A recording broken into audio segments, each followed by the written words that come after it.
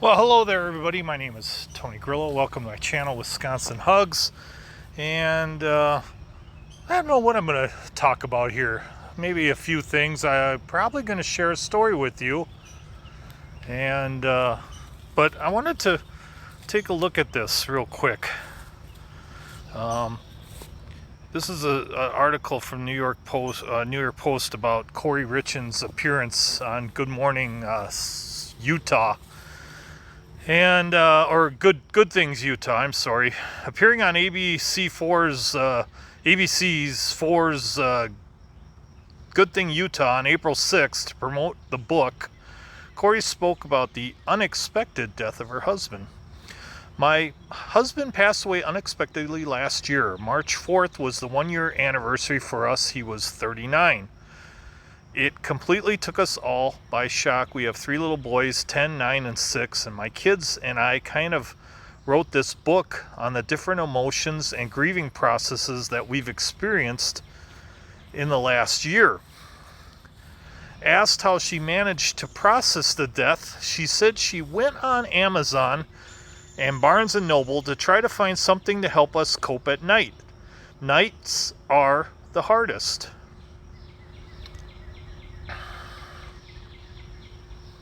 And these are some pictures of her as she appeared there promoting her book. I just wanted some story to read my kids at night, and I couldn't find anything that suited them. Well, she should have grabbed Cucumbers the Rabbit. That's what she should have grabbed, because apparently, especially boys, really like my book. Because I am a boy and I wrote it. So I was like, let's just write one, Richin said. Yeah, I totally get that, because I remember me and my daughter reading books and we were like, God, these books are lame. I bet we could come up with something better. And so that's how we came up with Cucumbers the Rabbit. So Richin said, let's just write one. And she told the host she began researching to try and understand not only how to grieve as a widow, as a wife, but also with my kids, how to help them understand what just happened. So during the interview, she described the 3 C's: connection, continuity, and care. She said connection's the most important component. It teaches kids that the spirit of the deceased loved one is always in your home. Yeah, and then that's the picture of her ex-husband with his halo and his wings up in the clouds.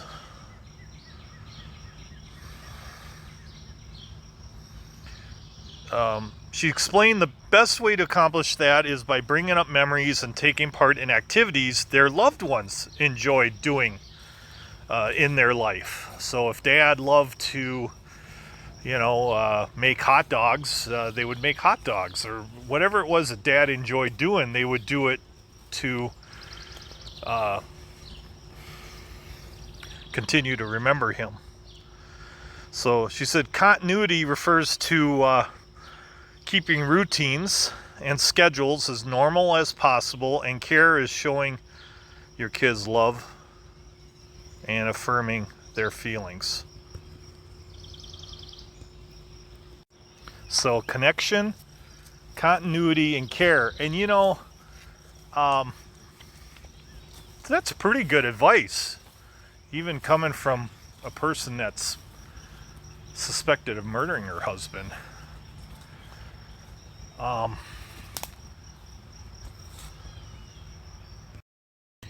So I'm out here at a rest stop just on the Iowa Wisconsin Dubuque border. There's DJ right there, and I thought the weather's a little bit chillier this morning, so I thought I'd pull in here. We do our half-hour break, and I'd let them walk around. But there's this little trail, right where they have this huge tower. And then if you keep going over there, straight that direction in the woods, they don't have a trail there, but it goes right to the Mississippi River. It's not that far though.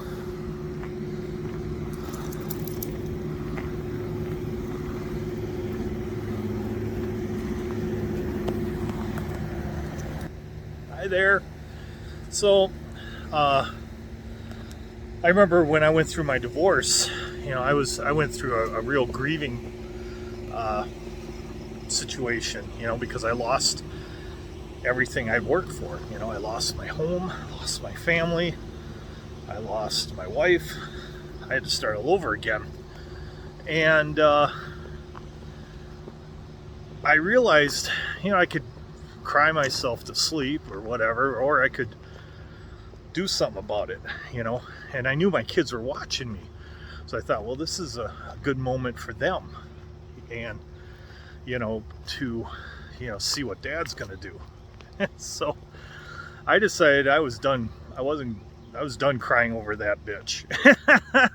So I was moving on, and I was going to show her that I could be totally happy without her in my life, and I don't wish her any ill at all. I hope she's happy doing whatever it is she's doing. I could care less. I don't ever want to know what she's doing.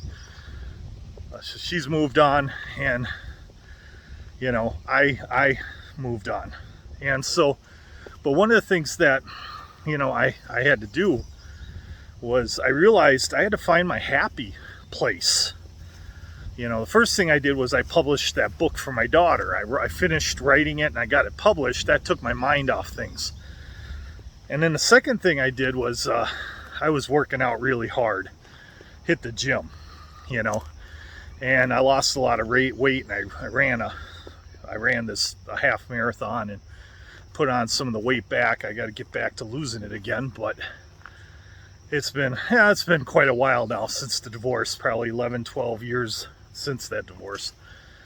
But I figured there was like 4 things for my happy place. And the first thing was go to church. So I started going to church. I found a church with a good rock band. And that's what I like. I like music. Second thing was I went and saw live bands. So even got a Willie Nelson shirt on. Just something about live music that can make you feel better. Third thing I started doing is I started hiking. Like here I am in the woods. Just wherever there were wood trails, I started hitting them. And I visit them. And I started feeling good. In fact, I had a thing there where, I'm going to flip this. There's my dog. He's just having fun, just exploring. But I had a thing where I was going to try to hit all the trails in Wisconsin. I know there's a lot of them. And I've maybe scratched 20% of them. So, but that's kind of a goal I had set. I wanted to explore all the beautiful trails that are here in my home state, or not home state, but my state that I currently reside in. My home state's Minnesota. And then the fourth thing that I had to do, I'm trying to think now. Hold on.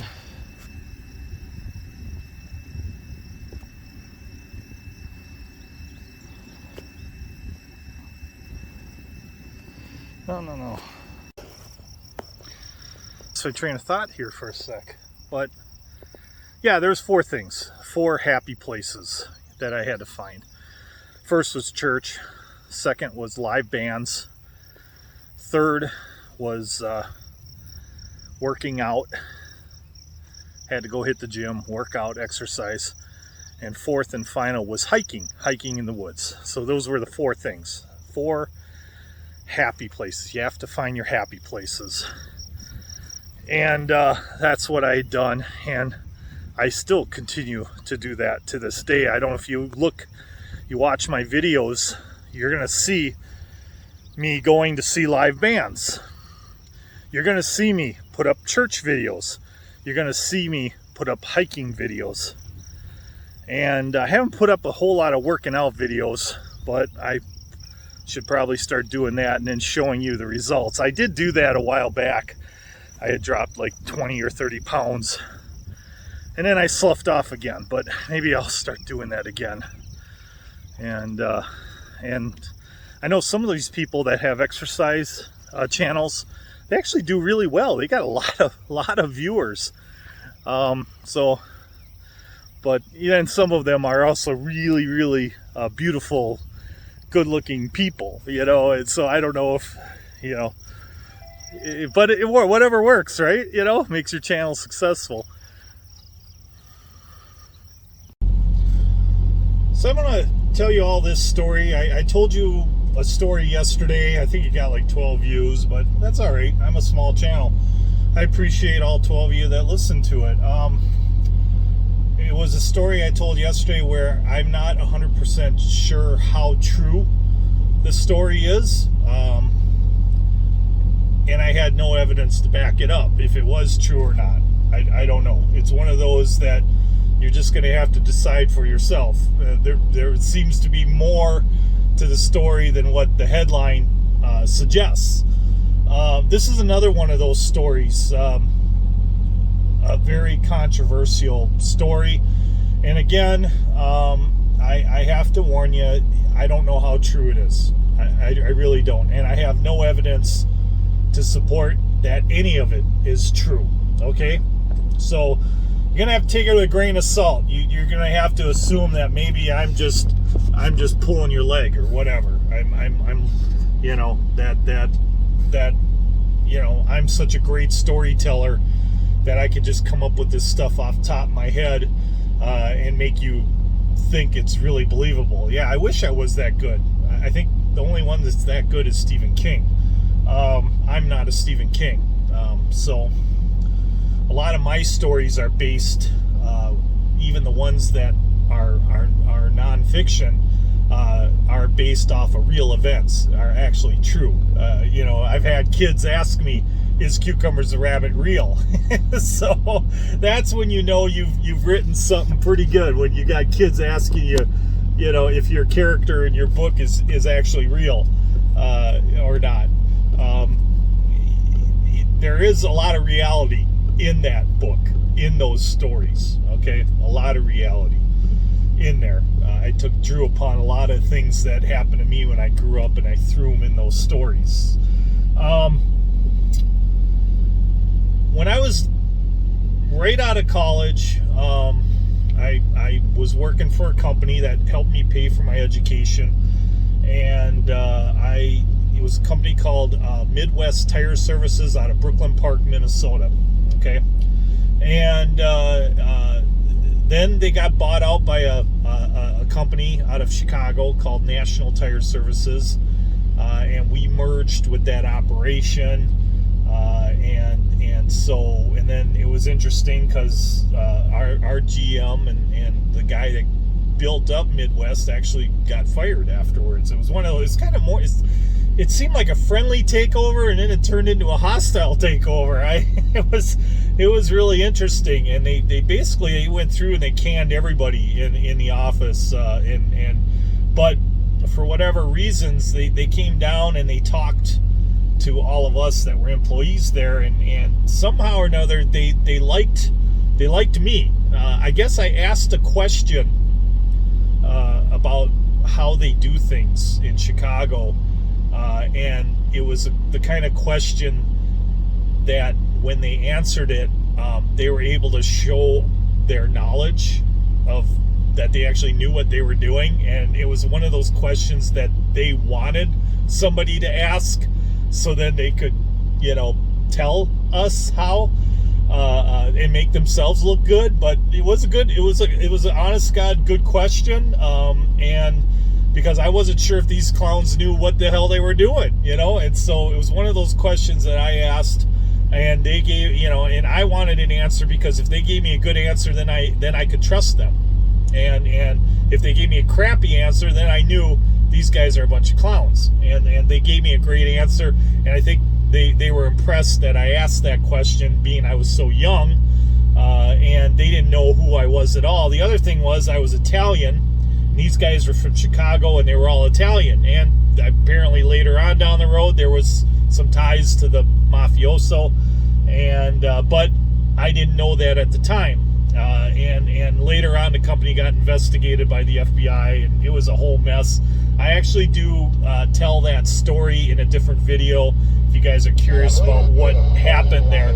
But anyways, I was very young, and I was in Brooklyn Park, Minnesota, and they called me into the office, and they knew I got offered a job with BFI, and I gave them my 2 weeks and told them I was gonna go work for BFI, the competition, because I felt like there was no opportunities for me in this company to advance, and especially with the takeover, the hostile takeover. And so they came back to me and they said, we really like you, and we want you to stay with us.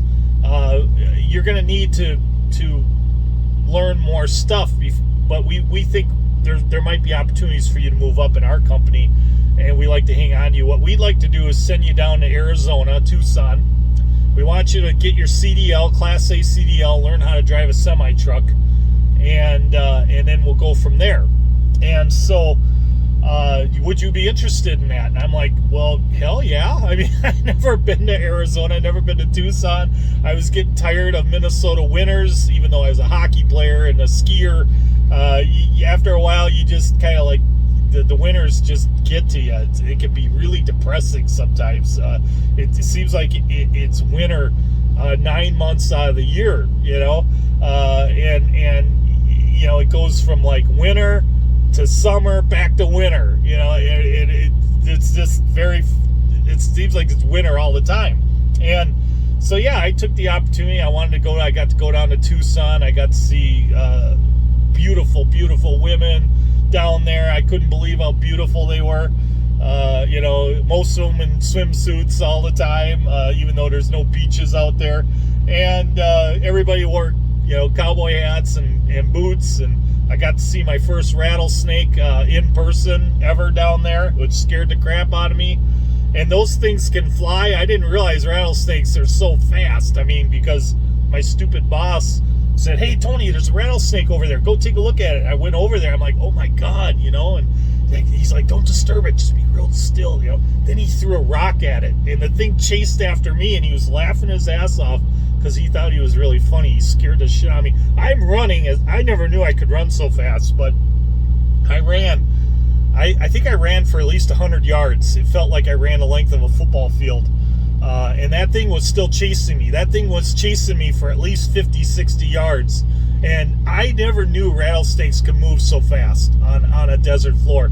That sucker moved, and he was right behind me the whole time. I could hear him. I could sense he was there right behind me. And, oh, geez. But anyways, I remember another time, we had a tire operation there, and we had this grapple, and we would pick the tires up in the air, and then we dump them in the trailer, and that's how we loaded these trailers. We had a walking floor trailer. When we went to our destination, we'd walk the tires and walk the tires right out at the site that we were hauling them to. And so that's what was doing. That's what they wanted me to do, learn how to drive a semi-truck, and then I'd haul loads from Tucson to Phoenix, back and forth. I'd do 2 loads a day, and that was essentially my job. Pretty easy job, And so I just had to learn to get my CDL to do that job. And they wanted me to get that experience driving truck because we did a lot of trucking in that industry, in that business, and they wanted an office guy who could not only work the office and be a general manager, but they also wanted the general managers to be able to hop into the trucks and drive if they need them to drive. And so that's what I had to learn how to do. And I remember one time I was on the grapple and in the Tucson yard, and I just finished loading my trailer, and all of a sudden off in the distance I see this rabbit running for its life. And I look behind it, and there's a pack of coyotes chasing this sucker. And they chased him. And that rabbit was running. He came right to the tire pile, right where I was with the grapple.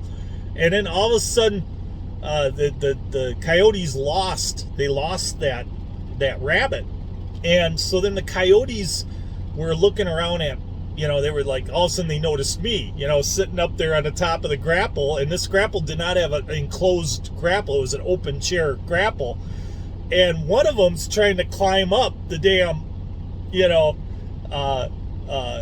grapple, but he can't get up there because the tires are so big, and I'm really high up in the air. But they all notice me, and they circle around me, you know. Now I'm sitting there, top of the grapple, with a whole pack of hungry coyotes looking at me, okay? And I was scared. No doubt about it, I was scared. I have never encountered a pack of coyotes before in my entire life. I'm a college kid, for crying out, you know, graduated college kid. Never. I was like, God, what do I do? What do I do? You know, I tried like blowing the horn on the grapple because we had a security guy down at the bottom, and he actually carried a gun on him. And I thought, God, if I could, you know, get him, notice, you know, he could fire his gun and scare him away, you know. I was hoping he'd come save me. But I kept blowing the horn, and he never heard me. And we didn't have cell phones. Well, we had cell phones, but nobody really. I had a bag phone in my semi-truck, one of those bag phones. It wasn't like you had a cell phone in your pocket. You know, we didn't really have those, although some people had the flip phones. But I can't remember if flip phones were present at that time or not during that time period. But anyways, he for whatever reason, he I don't know if he was watching TV or he was on break or doing paperwork, whatever, I don't know. But he never heard me. He didn't know I was in trouble. And so I know from that moment on, I told him about what had happened. I said, hey, you know, from here on out, can you keep an eye on me? Just, you know, like if you know I come into the yard, can you, like, you know, hop in your vehicle and just check on me? You know, make sure I'm okay, because I'm all by myself out there, and there's coyotes. You know, so at least you know, and you got a gun, so, you know, keep an eye out for me. Help, you know, like, you know, I could use your help, you know. And so anyways, I thought, wait a minute, I'm sitting in a grapple. Why don't I'll just, you know, pick up a bunch of tires, you know, with the grapple. And then I looked for the leader, you know, the guy that was leader, and I dropped the tires. I dropped about 20 tires on him, you know. And those tires, you know, 20 tires,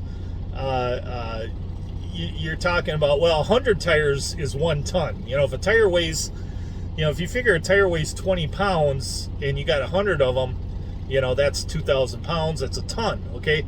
Well, I figured it was about 20 tires, so it was maybe about a half a ton. Is, you know, a little less than half a ton. It's not, you know, a fifth of a ton, if you want to be mathematically correct.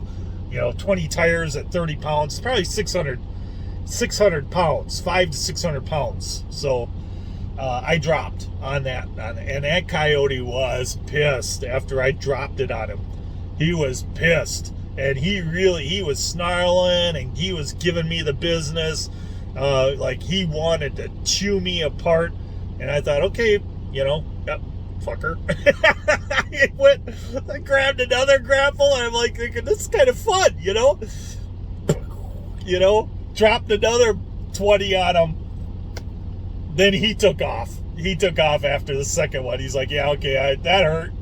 You know, having 600 pounds dropped on me, that hurt. I'm getting the hell out of here. And before he drops a third one on me. And the other ones just followed right behind him. They all took off as a group. And I think that rabbit probably was happy as hell, you know, that they were gone. And so was I, you know. Anyways, while I was in Arizona, there was a gentleman there training me. He was actually down there. His name was, I'm going to say his name. His name was Don Heitlin, okay? Because I don't even know if Don's alive anymore. Don might not be with us anymore, okay? So, he, you know, but Don Heitlin was a detective with the Minneapolis Police Department, okay, back in his day. He was a gentleman that wore cowboy boots everywhere he goes. So he actually wore cowboy boots as a police officer, and some of the police officers kind of made fun of him for wearing cowboy boots, but that was Don Heitlin for you. Don Heitlin looked like Clint Eastwood. Handsome, strong, tall, very tall. He was a lot taller than me. I think he was 6'4" to 6'5", maybe 6'6", very tall man. And he had a twin brother that was actually short and kind of stocky. So it's kind of funny seeing them together because they both drove semi-truck. In fact, his brother, that's all his brother did was a truck driver. He was a truck driver his whole life. Well, Don was a police. He was with the police department for a long time. He started out as a police officer, then he got into canine, and he worked as a canine officer. And anyways, while he was training me to drive semi-truck, I would sit there and I'd be driving, and he would tell me his stories while he was in the passenger seat. And this is a guy that I don't think he's ever opened up to anybody about anything in his entire life, okay? But he knew how much I loved listening to his stories, and he had a million of these great stories. I mean, he told me one time about a time that he'd been chasing somebody in Minneapolis. He started out as a car chase, and then the guy fled on foot, and he parked, he stopped the car, and the lights were going, and he chased that guy on foot, and he finally captured him when he came back. This was back when he was a rookie. His car wasn't there, and he's like, oh fuck, where's my car? Where's my police car? How am I gonna haul this guy to jail? And somebody said, yeah, your car is over there, and he looked down there, and it was in the water. Apparently he forgot to set the thing in park, and it rolled down this hill, and it rolled right into the lake, and the only thing you could see was flashing lights under the water. That's all you could see. And somebody from the Star Tribune was there and actually took a picture of it. So he got a lot of shit for that, because the guys in the police department hung that picture up everywhere, all over the, hey, don't forget to put your car in park, and so he had to live with that. But then he became a canine cop, and he so he had a dog with him, and he told me one story. He said that what was her name? That interviewer, Barbara Walters. Sometimes he had to work airport security with his dog. And one time Barbara Walters was coming through Minneapolis airport, and the dog went nuts over her bag. And he's thinking to himself, oh my God, not Barbara Walters. My dog is going nuts over Barbara Walters' bag. This isn't going to be good. If she's got drugs in her bag, and we got to bust Barbara Walters for drugs at the Minneapolis airport, this is gonna be, this is really going to suck. That's what he was thinking. But Barbara Walters wasn't offended by the dog barking at all. She was actually laughing and smiling, and she was saying, and she's like, I don't have drugs in this bag. She's like, I don't know why the dog's barking, but she says, I can assure you I don't, but you go ahead and search, And first thing Don asked her, he said, well, do you have tampons in your bag? Because that smell kind of can smell like narcotics as well to a dog. If there's tampons in the bag. She goes, yeah, I do have that. And sure enough, they did search the bag, and that's what it was. It was tampons in there. And he said Barbara Walters was the nicest lady he had ever met. He said she asked him questions about the dog, and she was super nice and smiling, and she wasn't offended at all that she had to have her bag searched. And she said goodbye to everybody, and everybody was like, wow, what a great lady. And then he told me another story too, where he got to actually spend a night with a perfect 10. That's right. I don't know if you younger people probably don't know about this movie. There's a movie out there called 10. Starred Bo Derek, okay? And Bo Derek at that time was considered the most beautiful woman in the world, and she starred in this movie called 10. And apparently she was in Minneapolis, and Don Heitland, as a Minneapolis cop, he would often get hired to work outside jobs doing security for famous Hollywood movie stars and any other celebrities that happen to be in Minneapolis. A lot of times they would hire off-duty Minneapolis police officer to be their security detail or work security for them. And so he actually, because Bo Derek, she got a lot of weirdos chasing after her back in those days after she starred in that movie 10. And so she never went anywhere without having at least one security guard. So she was in Minneapolis, and she asked for an off-duty police officer to be with her. And he actually stayed in the same hotel room with her while she was sleeping. He would be in the other, he would be in the, on the couch or whatever. And he would do work security while she slept in the bed, and he would joke about that. But he said even Bo Derek was super nice and everything too.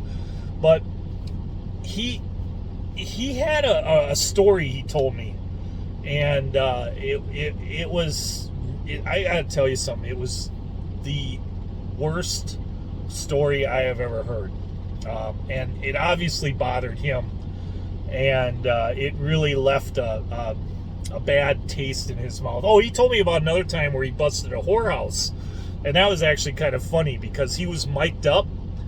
And he actually took this lady into a shower, What he actually had to do was he showed up at the whorehouse driving another truck driver's semi-truck because he had a CDL at the time and he knew how to drive a semi-truck. So he drives the semi-truck over to the whorehouse, parks it, goes in there. They run his ID, everything, and they barely checks out. They believe he's not a cop.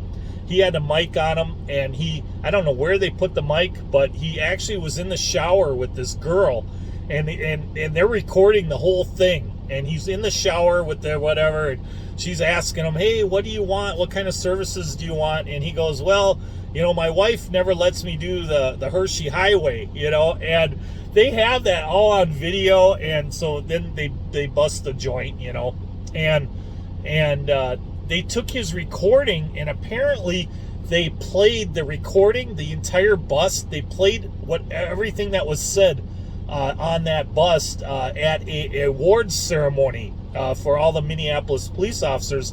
And Don Shelby I don't know if you remember Don Shelby, he was an anchorman for, I believe, WCCO, Channel 4 News. I actually met Don Shelby at a softball event. I got his autograph. But Don was there, and Don heard the whole thing, and he came up to Don Heitland, and he goes, wow. That's all he said. Don Shelby said to Don Heitland after he heard the tape, but anyways, so Don was he was a detective, and they had gotten stories that there was these sex parties going on, and these sex parties involved very famous Minnesota politicians, okay? And what was going on is these politicians, now I don't have any evidence that this actually happened, okay? None whatsoever. I'm just going by something that Don had told me about while he was teaching me how to drive a semi-truck. So there may be no truth to this story whatsoever, but I have a hard time believing that he would have lied to me. But anyways, they gotten word that there was these parties going on. So Don went undercover, and he was told to investigate the parties. And sure enough, he actually went to these parties, and he took pictures of these parties, and he took lists. He had film of everybody that was there at these parties. He said they were just, it was like, it was an entire like orgy. That's what he was telling me. He said it was the most disgusting thing he'd ever seen. He said there were young boys that were there, underage. A lot of them were not even in their teens, and they were being molested, and sodomized and raped, and forced to do things at these parties.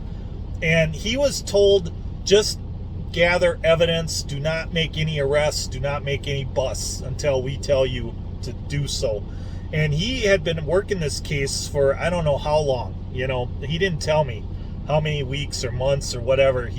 But he finally, it came the day, he's like, I want to bust these guys, let's do it. And he was getting ready to do the bust where he was going to arrest all these politicians. The Minneapolis Police Department was going to bust these guys. And the chief of police came into his office and said, I want all your files and all your evidence, I want them now. And you are to drop this case immediately, as of now, effective now. And he's like, why? What the hell? I'm getting ready to bust these guys. I'm going to go arrest them. Me and our men, we're going to go arrest all of them. All these politicians. And he goes, well, I've just been off the phone with, just had a meeting with the governor, and the governor feels like Minnesota is not ready for this. That this scandal would just rock the foundation of the entire state if all these politicians got busted for these parties. And Don's like, that's fucking bullshit. He goes, you're gonna let these guys walk free after all the shit they've been doing with minors? Are you kidding me? And he goes, drop it. I'm telling you now, drop it. He goes, fuck you. And he took his badge and he threw it at the chief and he walked out and he quit. That's how Don quit. Don Heitlen quit the Minneapolis Police Department. That's what he tells me anyways. He was so pissed off that they let these guys go. All right. So then we fast forward a few weeks later, and I remember there was a kid from my hometown, Coon Rapids. Okay, well, before I even get to that, there was this politician from my area of Coon Rapids, and he had been shot and killed in Loring Park. Okay, Loring Park is a known hangout for gay sexual activity. Okay, a lot of homosexual activity, illicit stuff was going on there at Loring Park. Also, a lot of drugs was being sold at Loring Park. It was a hangout for drugs and deviant sexual behavior, prostitutes, all that stuff. That's where you went to get drugs, and you went to go find a whore. And I remember when it happened, I saw the headlines, and I'm like, what the hell was he doing in Loring Park? I mean, we all knew what Loring Park was all about, you know? You don't go to Loring Park. You just don't unless you're into that stuff. And so for this guy to be killed there, that was weird. And so I remember that story when that story broke out. And then I remember later some kid from my hometown of Coon Rapids was arrested for that shooting and murder. Okay? And the police were not allowing this kid to talk to anyone from the press. They were keeping him locked up, you know, which I thought that was a little weird too, that this kid never got a chance to tell his story or his side of the story. They never allowed it. Because I remember the headlines, he didn't say anything. The police were not allowing him to talk to anybody from the press or anything.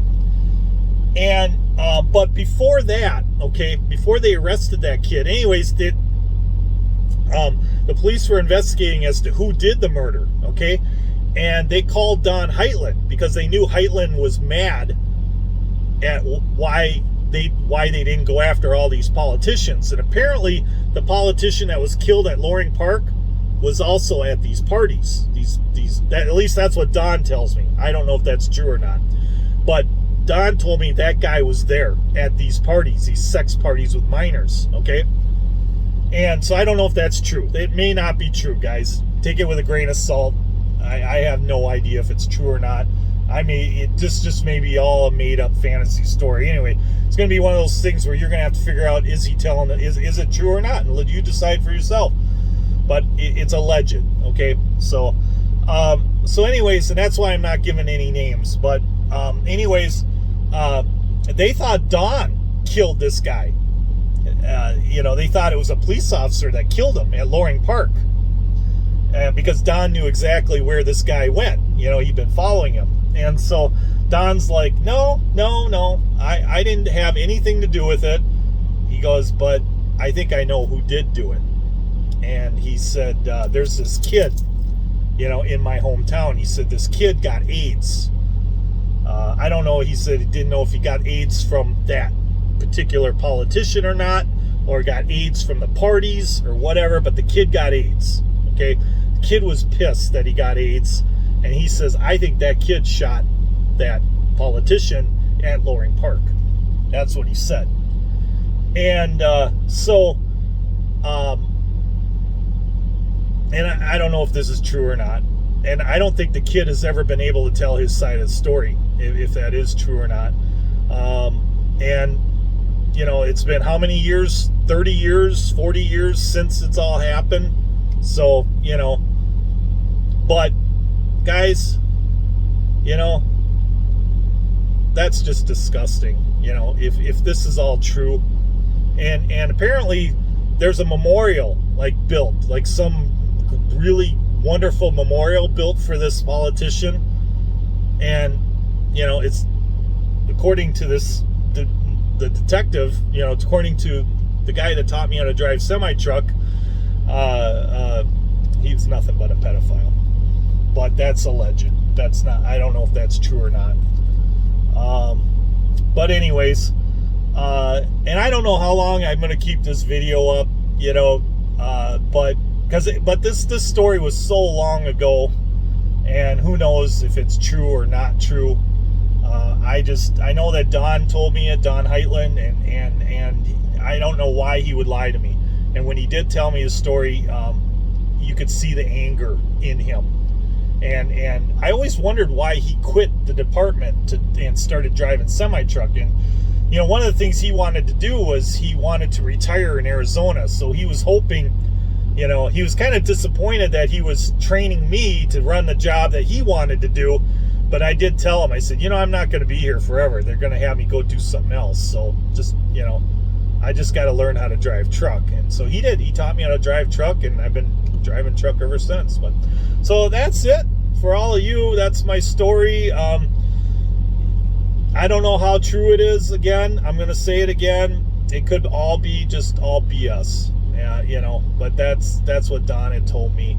And so I hope you all have a good day. And you know, I don't know, you know, you see the stuff going on with that we saw lately with, what was that guy's name? The guy that, I don't know, he died in New York. I forgot his damn name.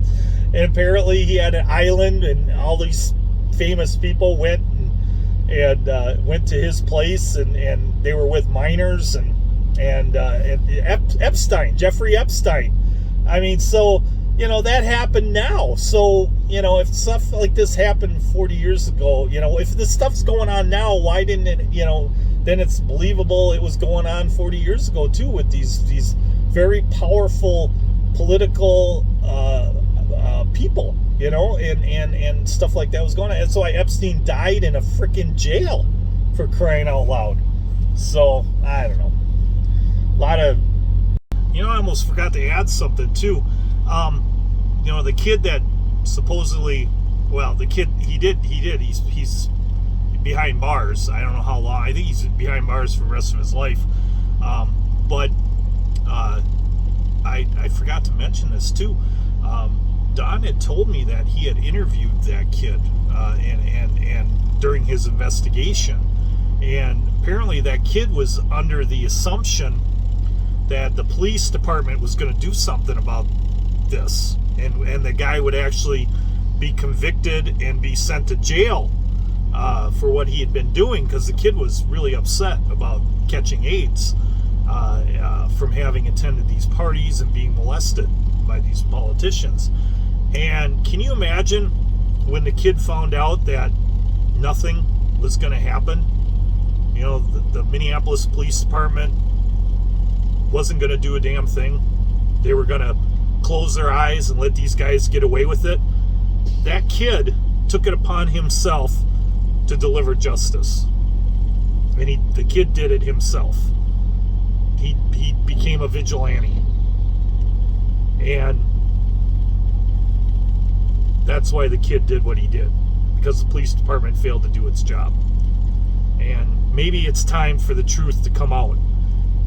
If this is a true story, you know, hey, I'm just a truck driver, you know, I'm well into my, you know, I've got more years behind me than in front of me, you know. I'm at a point in my life where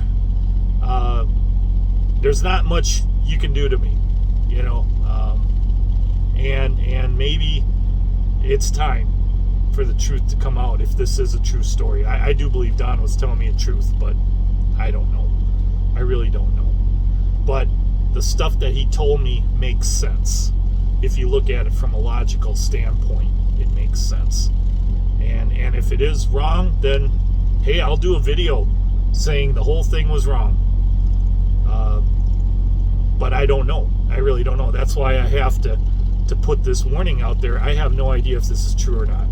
So maybe somebody out there who is into investigative work, journalism, whatever. I know it's a cold case. There might be nothing on it. Don's probably not around anymore. I don't know if that kid is still around. You know, I don't know. And you're not going to get any answers from any politicians either. So they're just going to say, the guy's just, you know, he's a storyteller. He's making it up, you know, and they're going to leave it at that. But anyways, guys, I hope you all have a great day. Wisconsin hugs.